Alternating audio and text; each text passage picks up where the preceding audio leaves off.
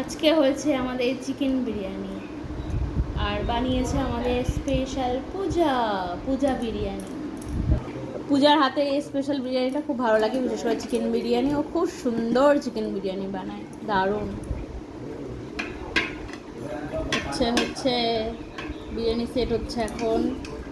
আর এত সুন্দর একটা বেশ পিতলের হাঁড়ি, এই হাঁড়ি না হলে বিরিয়ানির কোনো মজাই আসে না, এরকম একটা ব্যাপার তো আছেই।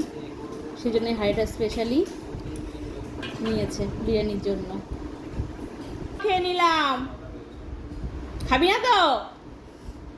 এবার চলে যাচ্ছে ঘি, বাড়ির বানানো স্পেশাল ঘি।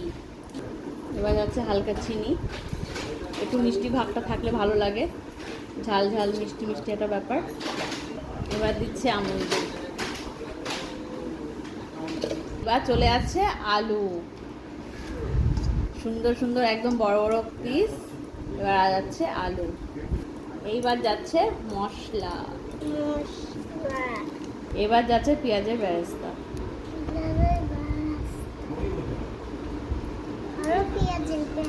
এইবার যাচ্ছে দুধের মধ্যে কেশর দেওয়া ছিল, সুন্দর কালার, টেস্টের জন্য একটা সুন্দর ফ্লেভার হবে সেই জন্য।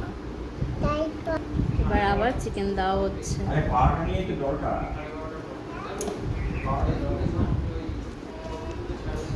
এর আগে পূজার হাতে বিরিয়ানি খেয়েছিলাম, খুব সুন্দর বানিয়েছিল, আবার অনেক দিন বাদে আবার খাচ্ছি। উফ, আজকে দুপুরের খাওয়াটা একদম জমে যাবে। এইবার আবার উপর দিয়ে ভাতে দেওয়া হচ্ছে। রেডি করা হলো, এবার দমে বসানো হবে। এবার নুন দিয়ে একটু স্বাদ মতন দেওয়া হলো যাতে টেস্টটা ভালো হয়।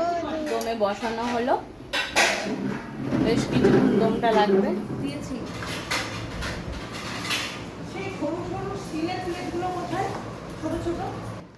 কি বাবন, ব্যাপারটা কি হয়েছে বলো তো? আজকে অনেক কিছু বিরিয়ানি বলবে কেন?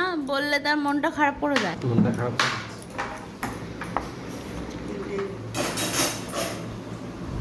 এতগুলো লাগবে শসা?